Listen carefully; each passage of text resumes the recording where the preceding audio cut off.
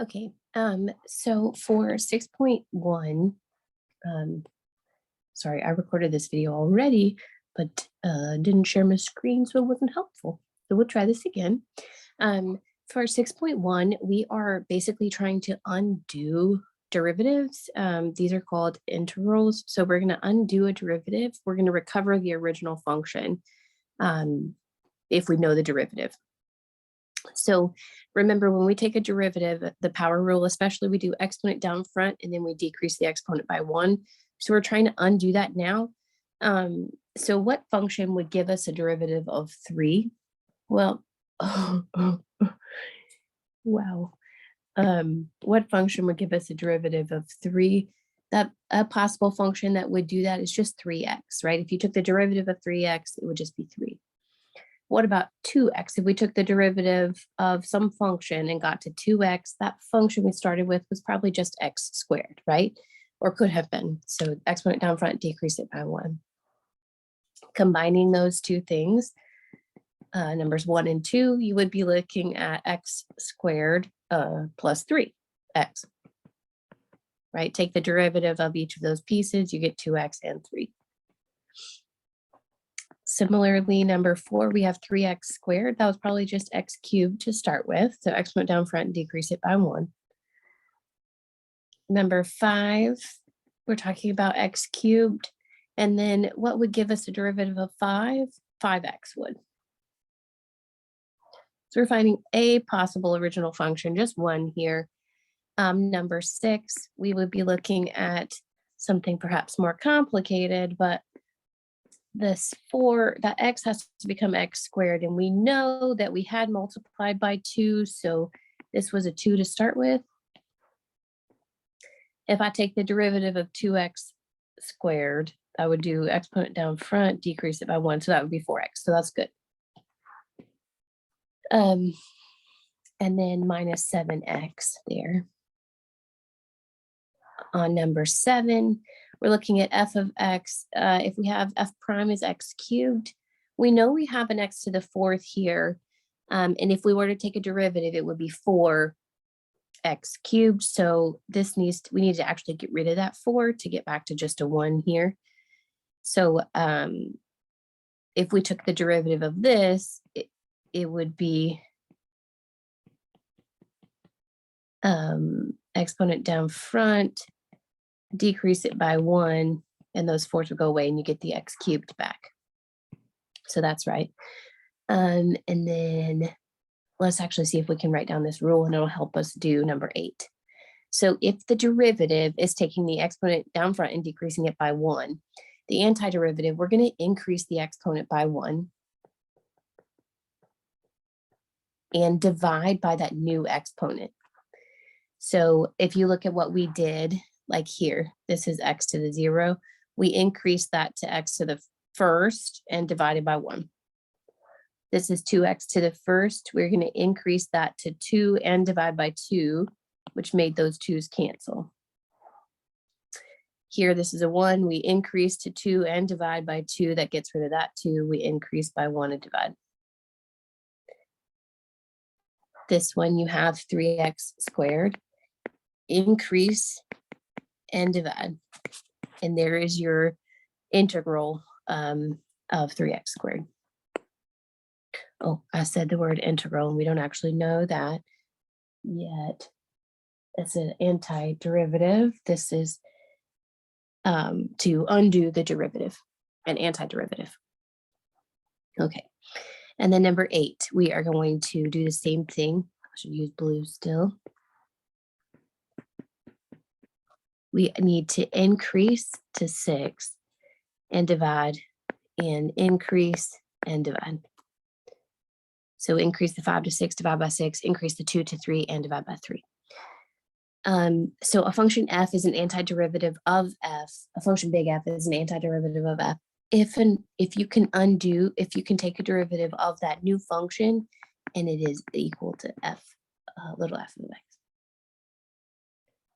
So why are we using capital and lowercase f's now? So if f, you have this given function, f is 2x, then the antiderivative, capital F of x, is going to be x squared. We would increase, so you have 2x to the first. To do the antiderivative, you're going to increase and divide. You get x squared. So x squared, or this could be x squared plus 17, right? If you take the derivative of this, f prime of x, so take this derivative, that would be 2x plus 0, which is this, right? So that is an antiderivative. Okay, if f of x is 4x minus 7, then f of x, like we found up here on number 6, that is 2x squared minus 7x, or 2x squared minus 7x plus 95. So the idea here is that a function can have infinitely many antiderivatives, but they only differ by a constant. Because the derivative of a constant is 0, so we lose that, when we take a derivative, we lose the significance of it. We lose track of it, it disappears because the derivatives of constants are 0. So when we take that derivative of 17 or 95 or 85 or negative 275, like that we lose that piece of information. So there are infinitely many antiderivatives that differ only by a constant. Okay, so if f is an antiderivative of f, then g is also an antiderivative of f if and only if g of x is equal to f of x, that antiderivative that you know of, plus some constant c. That constant could be positive or negative. Okay, so now this says to find all of the antiderivatives for the following functions. So f here, we're going to increase that exponent and divide by it. And we're going to increase the exponent and divide by it. And we're going to add c. So simplifying this, we get x cubed plus x to the 4th plus c. So that's our answer there. Number 2, we have 2e to the x plus 1. So big G, we're taking the antiderivative. So this is easier. That's just 2e to the x, and then plus x and plus c. The integral of 1 is x, increase and divide. The derivative of e to the x is just e to the x, and so is the antiderivative. Okay. If f is one antiderivative of f, then the integral of f, and I know that that's a word that I haven't used, but I'm defining it right now, or have used and haven't defined, but I am right now. Then f of x, so big F of x plus c is actually the antiderivative or the integral of f of x dx. This is called the indefinite integral. So an antiderivative and an integral, the integral of the function is an antiderivative. Okay, so integration and differentiation are opposite operations. They undo each other. So they undo each other. So like the integral of a derivative is just going to be the function, or the derivative of an integral is just going to be the function. So the rules, there are integration rules that like happen from derivative rules. So like the derivative of a constant is 0, so the integral of 0 is some constant. The derivative of k times x is just k, so the integral of just k is k times x plus some constant. The integral of a constant times a function is just going to be that constant times the integral of the function, which we could write it like this. Or you could just do k times big F of x plus c. We can just like pull a constant out of the integral. And then the derivative of the sum or difference of functions is the sum or difference of the derivatives. So the integral works the same way. You can basically distribute it. So this is going to be the integral of f of x dx plus or minus the integral of g of x dx. The integral of x to the n, this is what we were just talking about a few minutes ago. You're going to increase the power and divide by that new power and add c. Increase and divide and add c. The integral of e to the x is e to the x plus c. The integral of 1 over x dx is the ln of absolute value of x plus c. Same way that the derivative of the ln is 1 over x. That's how that works. It's just undoing it. Don't forget that plus c, it matters. The indefinite integral is notation for the set of all antiderivatives. So if we're trying to find all antiderivatives, then we need to include the plus c. That would get hit all of them. You always need to write dx at the end of the integral, leaving it off as bad notation. It's like the end of a sentence. Punctuation. It also, if you'll notice here, when we do some of our examples, let me scroll here. We have some du's, dt's. We need to know what the variable is that we are taking the integral with respect to. And if you don't write that down, then we won't know. And when we start changing them, we won't know what we're doing. So let's do this. Some antiderivatives and indefinite integrals. Number 1, we can rewrite this as the integral of x cubed dx plus the integral of 3x dx minus the integral of 2 dx. And then take those independent of one another. So this would be like increase and divide and add a constant, increase to 2 and divide by 2 and add your constant, increase to 1 and divide by 1 and add your constant. But we don't really need all 3 constants there, so we can just sort of squish those into one big constant c. All right, and the same idea here, you can split this up. So the integral of 4x to the 1/2 dx plus 7 times the integral of x to the -3 dx. See, I pulled this 7 out and didn't pull a 4 out. It doesn't really matter. That increasing that to 3/2 and dividing by 3/2 or multiplying by 2/3. And then increase to -2 and divide by -2, and then we're going to add c. So we have 8/3 x to the 3/2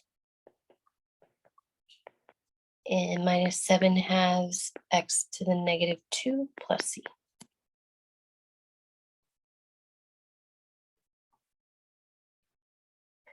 All right, and then a whole bunch of examples.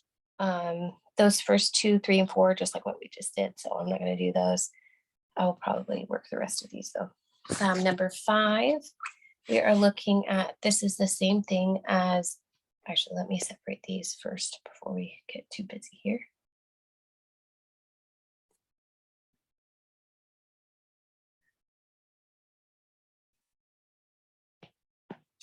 It's a little low, okay.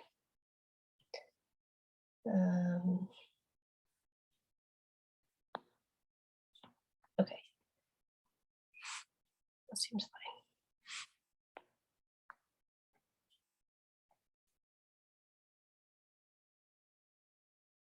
Okay, so number 5, we are looking at, this is the same thing as x to the -5 dx. So we're going to increase to -4 and divide by -4 and then add c. So this is -1 over 4x to the 4th plus c. You don't have to simplify in Hawk, so let's just not do that. That's fine. Number 6, you can split that up. So this is equal to 3 times the integral of x squared dx minus 2 times the integral of 1 over x dx. And if you look back up at our list of things, you would increase and divide. And the integral of 1 over x is just the ln of absolute x, 1 plus c. So here we have x cubed minus 2 times the ln of absolute x plus c.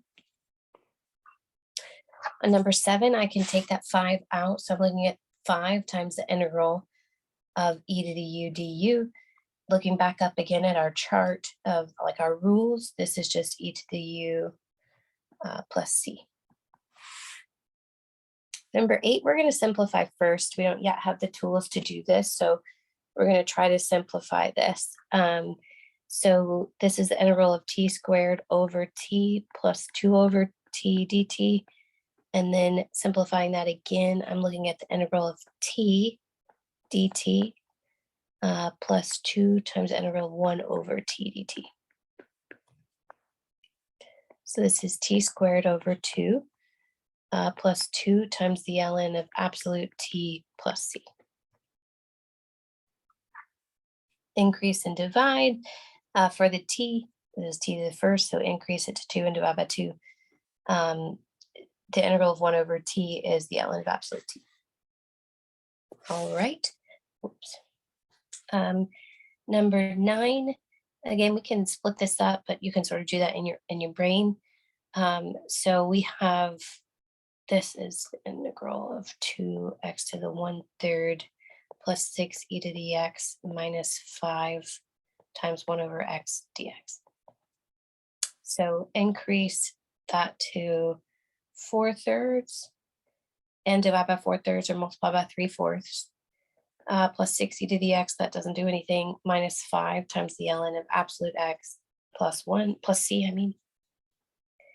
So simplifying that, I have, 3/2 x to the 4/3 plus 6 e to the x minus 5 times the ln of absolute x plus c.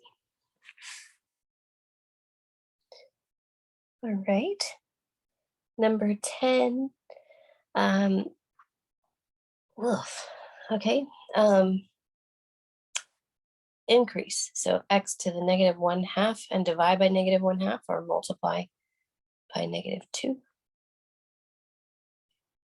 Minus 7x to the increase would be -2 and divide by -2. That's this. Careful with these. This is 5 over x again. So this is plus 5 times the ln of x, absolute x, plus c. So I have -2 times x to the -1/2 plus 7/2 times x to the -2 gross plus 5 times the ln of absolute value of x plus c. That one's there after these two to stump you. Just be careful. But when you increase that to x to the 0, hopefully that would make sense to you that that isn't it. Number 11, we're going to FOIL this first. So we have 3x plus 4 times 3x plus 4 on the inside of our integral. So that's 9x squared plus 12, and 12 is 24x plus 16 dx. So we are going to increase and divide, and increase and divide, and increase and divide, and add c. So we have 3x cubed plus 24x squared plus 16 plus c. Number 12. I have to simplify this first again because I don't know how to handle that quotient yet. So if I split that up, that's 4x squared over x squared plus 4 times x to the 1/2 over x squared minus 7x over x squared dx. And then simplifying that, let me get this line down here. Right, and then simplifying that, that would be equal to the integral of 4 plus 4 times x to the, that would be -4, so -4 minus -4 plus 1. -3/2. This is 1, and 1 minus 2 is -1. So minus 7 times x to the -1 dx.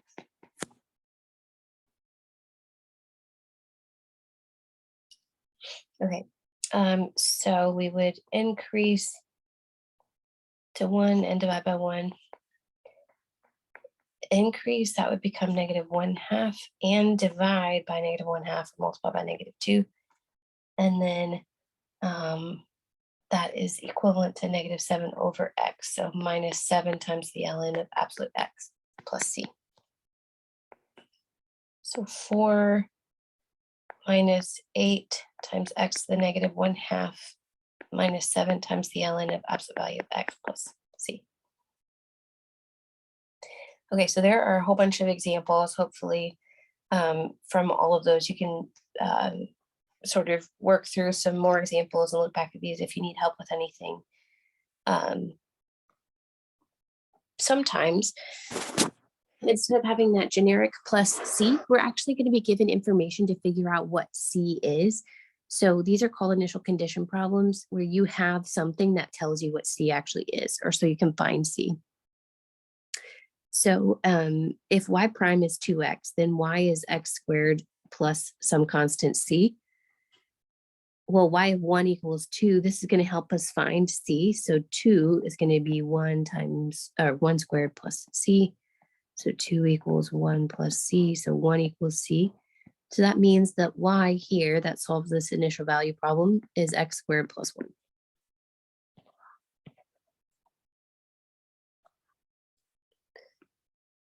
So it's the same idea, except once you find that function, find the antiderivative, you are going to find the integral. You're going to plug in the initial condition so that you can get so you can handle the c. So this is a way to help regain that lost information. Okay, so if f prime is 8x cubed plus 5, then f is 8x to the 4th, increase and divide. So we're looking at 2x to the 4th plus 5x. Well, if f of 1 is negative 4, then negative 4 equals 2 times 1 to the 4th plus 5 times 1. So negative 4 plus c. This should have a plus c. That's what I'm trying to do here. So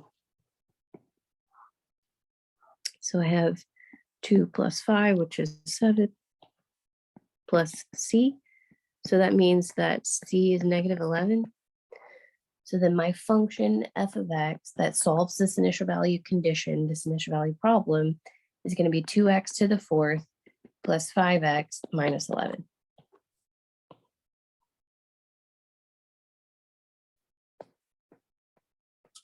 All right.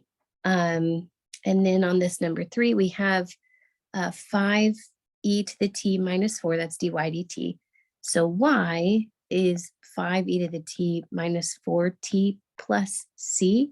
So the integral of e to the t is just e to the t. The integral of negative 4 is negative 4t. And then we know y of 0 is negative 1. That's given to us. So we're going to use that to find c. So negative 1 equals 5 times e to the 0 minus 4 times 0 plus c. So negative 1 is 5 minus 0 plus c. So negative 6 is c. So our function y that solves this initial value problem, the set of conditions, is 5e to the t minus 4t minus 6. Okay, and then 2 business applications for you.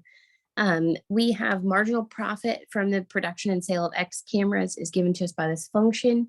Find the firm's profit if the profit from the production and sale of 80 units is 240. So this is an initial condition, which we'll use in a minute. Once we have a C, we'll handle it with this. Marginal profits P prime of X. We want to find P of X. So if P prime is 24 minus 0.4x, then P of X is 24x minus 0.4, increase and divide and add C. So we have 24x minus 0.2x squared plus C. That's our profit function. Now we have this initial condition that P of 80 is 240. So we're going to plug that in. So 240, this is to help us find C, is 24 times 80 minus 0.2 times 80 squared plus C. Let me get my calculator out. So 24 times 80 minus 0.2 times 80 squared. That's 640. So that means that C is negative 400, subtracting 640 from both sides. So the profit function for this business is 24x minus 0.2x squared plus minus 400.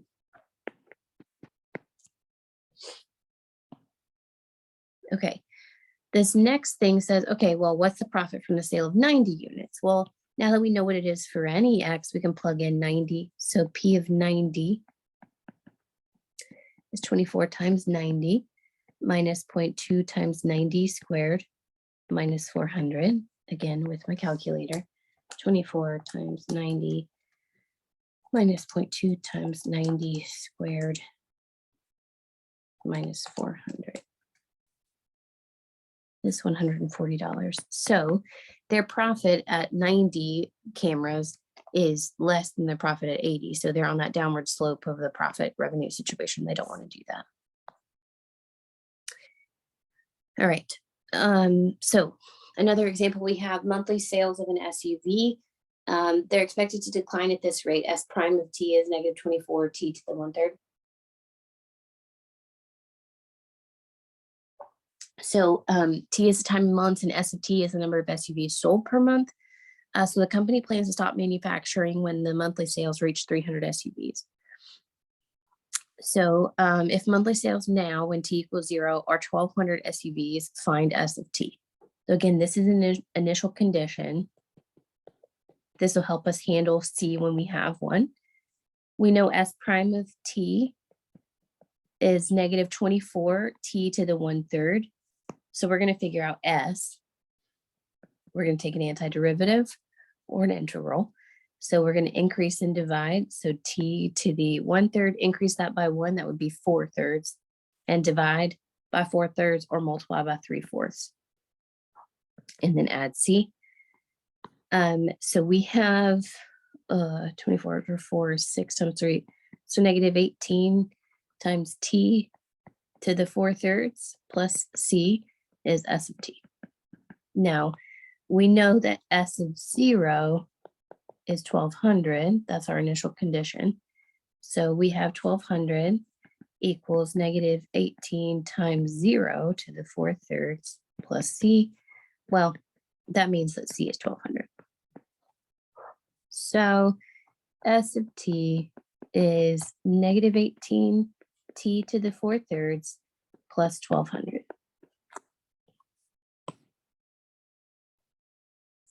How long will the company continue to manufacture this model? It says that they're going to stop making it when they reach 300 SUVs. So we want to figure out what's T when S of T equals 300. So we have 300 equals negative 18 T to the 4/3 plus 1,200. So subtracting 1,200 to start with, we get negative 900 equals negative 18 T to the 4/3. Dividing by negative 18, that's 50. And then I want to get T by itself, so I'm going to raise this to 3/4 power. 50 to the 3/4 power is 18.8.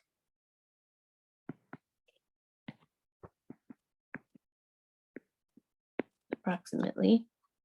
T is months. Yeah, so in approximately 19 months, they'll stop making it.